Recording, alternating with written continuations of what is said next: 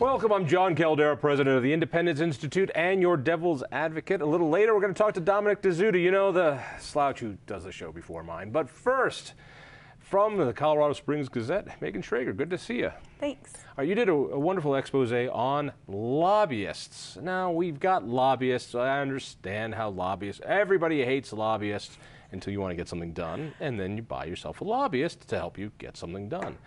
What's the problem with lobbyists? There's no problem with lobbyists. All right, well, thank you for being here. Next.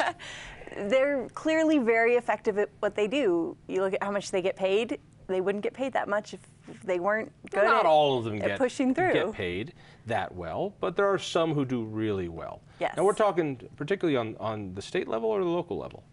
State level. The Secretary of State's lobbyist disclosure database.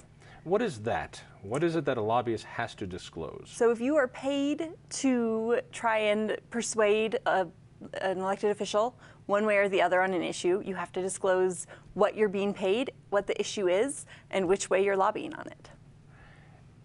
Now, what makes you have to do this? Aren't there a lot of people who can skirt that? I mean, don't individuals, citizens, want to go talk to their people, and they don't have to do this, do they? So if you're not getting paid by someone to represent an interest, you don't have to disclose it. If you're a citizen, you can talk to your lawmakers all day.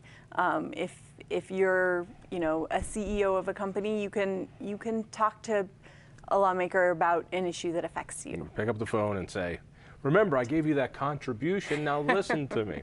Right. All right. So, what does a lobbyist make these days? Is it a good gig? It's a pretty good gig. What's a good gig? Well, you're a reporter. Anything looks like a good gig. Compared to my salary, yes, this is serious money. No, but it depends. If you're a high-powered lobbyist who can get things done at the Capitol, you can make $20,000 a month from a client. From one client? From one client. Can you have more than one client? Oh, absolutely. You can have an endless number of clients. Really? Give me some good names. Some good names? Good names. Somebody I should, you know, cozy up to. I focused more on the side of who was paying the lobbyists, less so on who the lobbyists are. Who's paying the lobbyists? Who's paying the lobbyists? The big ones are, you know, Xcel Energy, the energy companies. Wait. I got a shocked face. Watch this. Right. You weren't expecting that one. Yeah. Who would? No. Yeah. Tell me more. Yeah, I know. So they've got an interest, obviously, and probably By the way, there was actually a plan to take off that gold dome and just put the Xcel Capitol at Denver. It was something about why rent when you can buy. I don't know what that was all about. Nice. Yeah. So it's similar. What does Xcel spend on lobbyists? About $250,000 a session. A session. For 5 months, you know, $250,000 on lobbyists. Wow. Yeah. And that's why all their stuff passes. Yeah, that's the theory. And not all of their stuff passes. No, it's not just that not all their stuff passes. That they spend $250,000 there, but then they spend a lot of money on campaigns and campaign contributions and the Senate Victory Fund and the House Victory Fund and individual PACs and 527. So there's a lot of money, but if you're an interest like Xcel, this is the cost of doing business. Right. All right. Now, as you know, we have lots of choices on where to pick our power company. So, you know, but that's a private enterprise. Right. What about the more public enterprises? So, put together, cities, counties, school districts, quasi-governmental entities, higher education, they're spending about $2 million a year at the Capitol lobbying. Slow down. Let's bring that one back again. Yeah. Now, we pay taxes. Right. Now, I can go and decide to get Comcast or Quest, and they might then hire lobbyists, and they get their money from me. I could go through Xcel Energy, where I have no choice, but they are happy to play the games of fuel switching and other things in order to make more money. All right, but that's quasi-government, it's monopoly. But you're telling me there are governments where I have no choice whatsoever but to pay my taxes, and they're spending millions of dollars a year lobbying other governments? Yeah. Help me out with this one. What does it look like? So it looks like the city and county of Denver or Boulder County will hire a lobbyist at the State House to represent their interests. And if you think about it, a lot of stuff impacts the way that they do business. And that lobbyist will argue, say, just pulling something out of my hat here, against a ban on red light cameras. Because the city, of Boulder might want the red light cameras and the revenue. Want to make some revenue from those red light cameras, but also for public safety. They say these cameras enhance public safety, so they're up there lobbying on that issue. So, $2 million a year on direct lobbying. Yeah. So that's Boulder has a lobbyist, but the county of Boulder might have a lobbyist, and then some of the special districts inside might have a lobbyist. So we're spending money to hire lobbyists to lobby other governments. Yep. Does this seem a little unseemly to you? Don't we have city managers and county commissioners and all these other folks who are perfectly capable of going and talking to legislators? So I think that at a time that's what happened. City councils came up and represented themselves. Employees within the county were able to carry the burden, but when you get to the Capitol, it just is full of lobbyists. And there's just full of lobbyists. The little antechamber, they're looking through the glass, looking all sad, hoping the lawmakers will come talk to them. Right. But there are a lot of political junkies who watch this show, and pretty much nobody else. So for that one person who hasn't been down by the Capitol, it really is a scene, because the legislature are in their offices or in the chambers, and outside, like vultures, the lobbyists are there hoping to get them, and they all have a relationship, and we help out with this election, we count for this bill, we do this. Good lobbyists can get a lot done. But when you look at how many of them have clients that are government, it makes you wonder why it is we have to lobby with our own money. And so a lot of people do wonder, is there a better way that we could do this?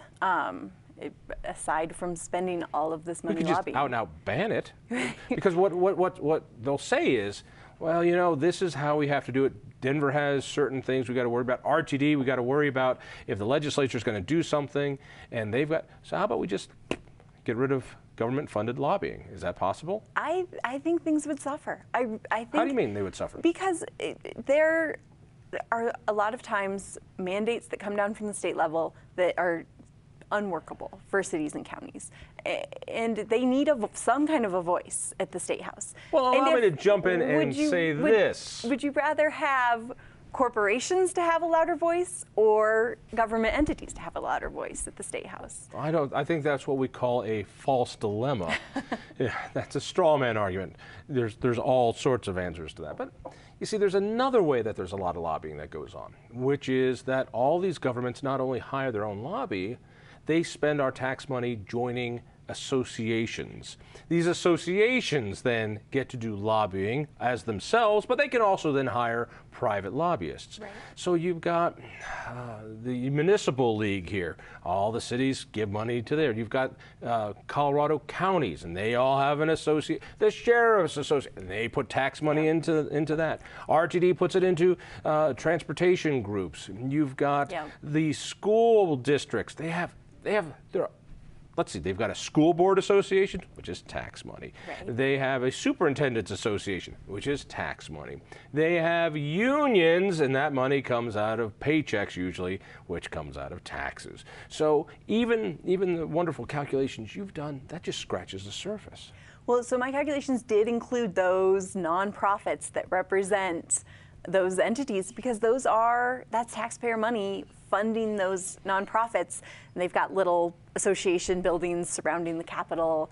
Well, the games get even worse. I mean, I remember at RTD, they would give money to transportation management organizations, TMOs, and the idea was, well, we're going to help a community, and that community is going to help people ride the bus or bicycles. But really, when it was time for a tax increase, these were the foot soldiers. These were, this was an Obama operation before it happened. This was acorn type stuff. So you don't want to see a change to this. What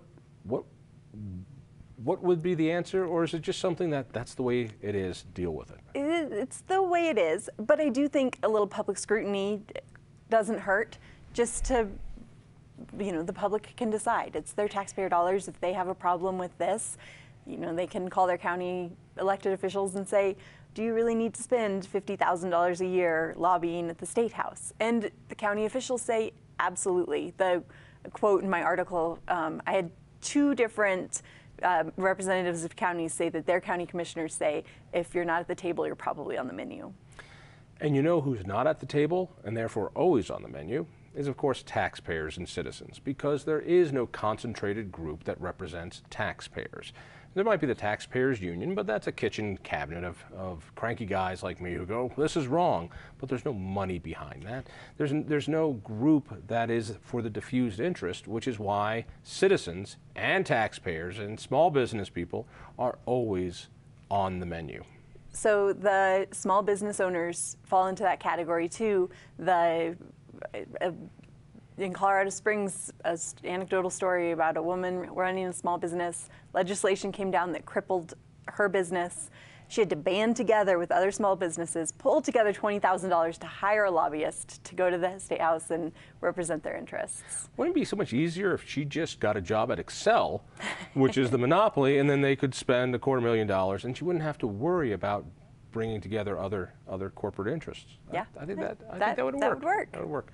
Hey, we've only got a minute left, but let me ask you about something else you wrote about, which was this effort to fix all the problems in our Constitution. And I've seen this game play before, and I see nothing different this time. What is it? It's a movement, Building a Better Colorado. Dan Ritchie, the genius, if you will, behind turning around Colorado universities, Denver University. That's a fair thing to say. Yeah, I know, right? He's behind it. He's pushing this effort to find a way to fix, if you will, Colorado's constitutional problems. I don't think the Constitution is all that broken, but the idea is, I see another poke at Tabor, also another look at term limits, another look at Amendment 23, another thing on lobbying. We'll see. But I see the kumbaya of special interest. Whenever I see the kumbaya of special interest, I worry about what that means for Tabor. Should I be worried? I think you should be worried. Tabor is definitely on the chopping block. The last time that they looked at Tabor was with Referendum C, when they had to start making taxpayer payments back to taxpayers again, those refunds. I think it hurts a little bit right here for state government to give back that money. So it's going to be on the chopping block again. And what's amazing, what's not on the chopping block is the huge influx on Medicaid expansion, which is pushing our budget. So it's never the spending that's on the chopping block. It's always Tabor that's on the chopping block. Nothing different this time. And I haven't seen the numbers on Medicaid. They did obviously do a huge Medicaid expansion. I haven't seen the numbers of what that's driving in the budget. Obviously, it's driving something. We'll talk. Right. I'll get you the numbers. All right. Megan Schrader, good. thank you so much. Thank you. Stay tuned.